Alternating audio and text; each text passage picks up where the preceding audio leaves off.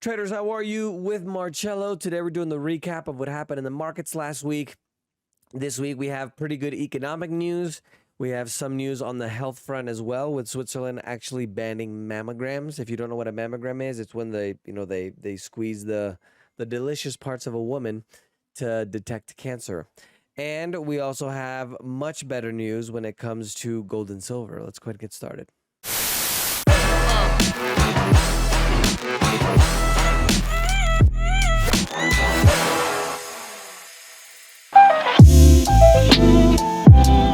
Overall for the week, markets in the U.S. mostly positive, including Canada. There's pretty good inflation reports, but in addition to that, there's good news around the world when it comes to corporate earnings, which actually recovered last quarter, which was the 3 months ending in September. According to Goldman Sachs, David Kostin, Goldman Sachs being one of the most important financial entities not only in the US but the world, he's saying that the S&P 500 quarter 3 earnings have proven to be resilient and growing for the first time in the last year. So again, when the Federal Reserve comes around, the central bank in the United States, and decides, well, what are we going to do with interest rates, right? Is the economy doing well or not? What are they going to do? They're going to start looking at all this data. And if they see the earnings of companies doing well, that means that, quote unquote, the economy is doing well, quote unquote, which means that gives them more room to actually increase rates. Now, the last few weeks, there's been some indications that maybe they're not going to do that, which is part of the reasons that the exchange, the stocks have been going up. But we'll see what they actually decide to do. Switzerland is banning mammograms, and I'm going to read this directly from the article. This is actually from a health board in Switzerland. Systemic review existing literature allowed the board to conclude effectiveness of mammograms still uncertain. Overdiagnosis, false positive tests cause harm, and screening programs have had an unfavorable cost-effective ratio. This is another thing that I think, for example, of chemotherapy, where, you get cancer, they tell you go get chemo, and literally it's like a 99% fail rate. It's like they just want to take your money before you die. See what I'm saying? Conspiracy Margello. Latin America, most of the stocks there pretty positive. The only exception was the Merval in Argentina. They actually have elections today to be able to choose whether they're going to continue with the Communist Republic of Argentina, as I always joke around in the Spanish videos, or they're going to get a little capitalism in their life, get a little freedom, a little bit of money. Africa and the Middle East, mostly positive as well. South Africa was the biggest winner there. And then in the far, far east, Asia, Australia, we have Taiwan being the most positive at 3.15%. Crypto news, not a lot of news in the crypto space other than the fact that the fourth largest bank in Germany, Commerzbank, has been granted a crypto custody license. And Bitcoin for the week it was down 1.88% to 36,422. That's as of Saturday, by the way. So it's probably going to be a little bit different when you watch the video. Commodities. They did a study in Texas finding the hidden cost of fueling EVs and whether it actually outweighs the upfront cost of gas. And they found that fueling electric vehicles cost roughly $17 a gallon. One of the things I think is interesting also, and you should do your own research on this, go and look at a lithium mine or a cobalt mine, which is all that stuff that goes into your batteries, including your cell phone batteries. And look at the difference with an oil rig, just a hole that goes into the earth every once in a while. Obviously, yeah, there's oil spills and stuff, but those mines in lithium don't look very safe for the environment. But we're gonna protect the environment, so we're gonna destroy it. So it's okay. That's how they. Anyway. Rolex and Patek prices are at a 2-year low now that even rich people are stopping spending money as much as before. And U.S. beef prices hit a record high as the nation's herd cattle, the amount of cattle is going to reach its smallest since 1962. They're expecting to continue to shrink since 2025. I'd like to remind you that the WEF and all the elites want you to eat, grasshoppers and insects for protein. Meanwhile, they're still flying around their private jets to save the environment because, it's okay if they do it. The WEF, the World Economic Forum, even talked about making people allergic to meat. There's I forgot the article that I read, but there was a guy from the WF. He was talking about how there's a tick or something that bites people that changes their makeup that makes them allergic to meat, and they actually want to force people to take this or give it to people in a way where it's going to make everybody allergic to meat because save the environment. Crude is down in the U.S. 1.68% to 75.89. Brent, the international version, is down 1.01% to 80.61. And 12 years ago, this is really interesting, a Wall Street banker named Randall Atkins, the son of an oil tycoon named Orrin Atkins, bought an old coal mine for $2 million, sight unseen in Wyoming. Thought it might be able to eke out a profit. Now he has found out there's a $37 billion treasure, which now this mine can be the largest rare earth metals mine in the entire United States. It's the biggest one that it was found since 1952. This is really important because rare earth minerals like gallium and germanium are in the vital production of superconductors and also needed to power electric vehicles. And most people don't know that China has an absolute dominance in these markets where we close the mines because of the environment, whereas China doesn't really care about the environment. So they continue to, they're in Africa even doing the mines and stuff. And so they control the majority of that. So if there ever is a war between the United States and China, the China can simply get, they're just going to say, no more rare earth metals for you because we need them for our military as well. Another thing that was really interesting with China is the fact that they're starting up 2 coal plants per week, 6 times more than the rest of the world. So when they tell you have to stop driving and you have to stop eating meat, kind of look at what's happening overall, because it kind of seems like what they're doing is they're trying to bring down Europe and the US with all these environmental policies where China and India, they don't really care. What they care is about progress and helping their people. So it kind of seems like they're pushing down the West to be able to bring up the East, so to speak. But, what do I know? It's just a conspiracy. Gold is trending steadily upward due to the investors concerned about the geopolitical and economic instability. For the week, gold went up 2.21% to $19.82.70, while silver went up over 2% to $22.82, still relatively cheap. And financial and banking news, Moody's, which is I just thought of the Spanish word. It's an entity that calificar is the Spanish word. They basically give corporations and also companies a grade about how good the debt is. And they just dropped the credit rating of the United States to negative from stable due to the fact that we had these huge fiscal deficits and a decline in debt affordability.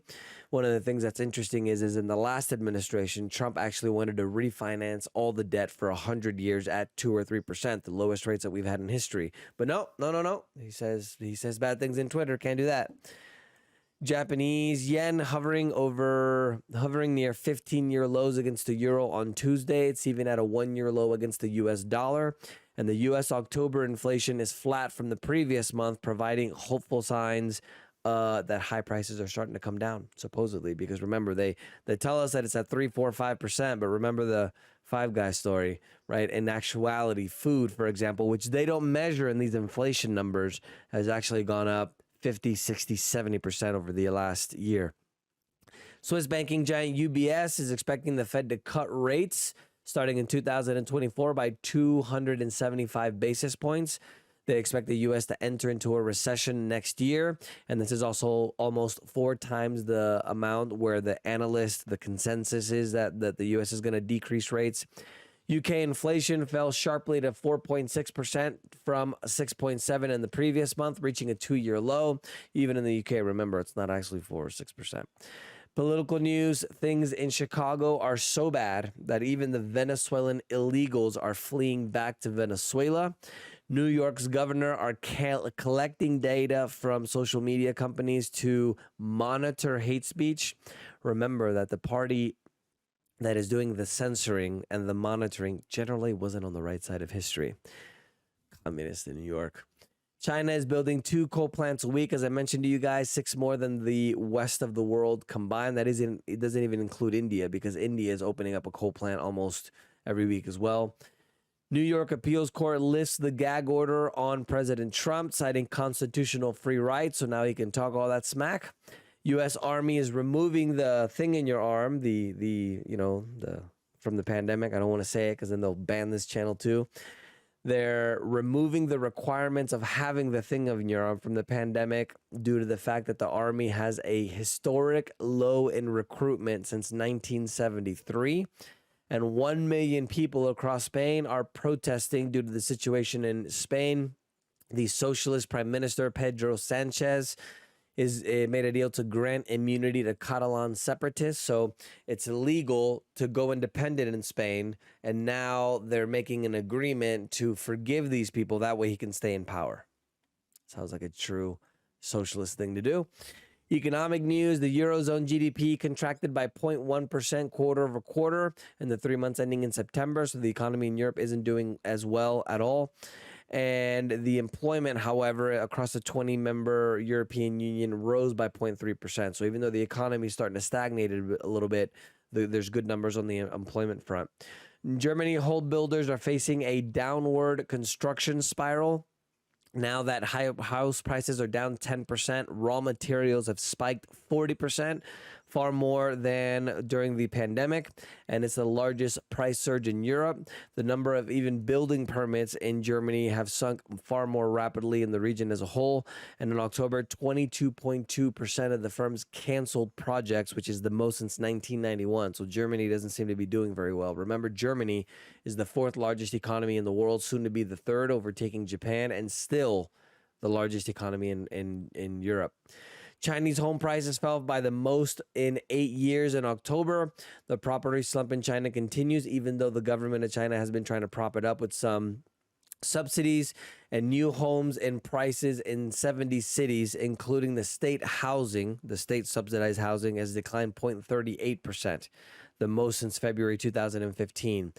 Corporate news, Elon Musk's SpaceX launches the Falcon Heavy. They had a little bit of an accident, though, but it was great to see that they actually got off the ground with it. One of the cool things that I've seen about this is that soon, instead of sending ships through the water, what they're going to be able to do is literally send anything around the world in basically 2 hours. So can you imagine, you fly to New York or wherever the port is going to be, maybe Miami, and you go to one of these starships, you arrive in France in 2 hours, and you go have breakfast and come back the same day. Can you imagine how cool that would be? OpenAI is in a bit of chaos. The board fired Sam Altman, and all of the employees said that unless the board resigns, all of them, and reinstates Sam Altman, then they're going to all decide to go ahead and quit. So there's a little bit of a problem going on there. Maybe they're having a little bit of a problem competing with Grok, which is Elon Musk's new AI. Citigroup plans to announce major layoffs, tens of thousands at risk of being eliminated from the bank. Citigroup still remembers one of the largest banks in the world. And Tesla went up over 4% after they revealed updated terms of their Cybertruck agreement, since they're going to start selling them. People are not going to be allowed to sell a vehicle within the first year without permission from Tesla, and buyers could face legal challenges in addition to Tesla refusing to sell them cars in the future. Walmart is down over 8% after they provided disappointing guidance. The total revenue is up 5.2% at just over $160 billion. Same-store sales went up 4.7%, but the CFO,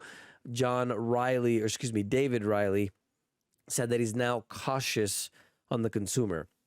So you can see, even though we have, quote unquote, all of these news, it seems like the consumer now is starting to pull back in the United States due to the situation with inflation, in addition to the costs of everything going up. There's two different things. It's the inflation, which obviously makes prices go up, but there's also the interest rates, which increases prices as well.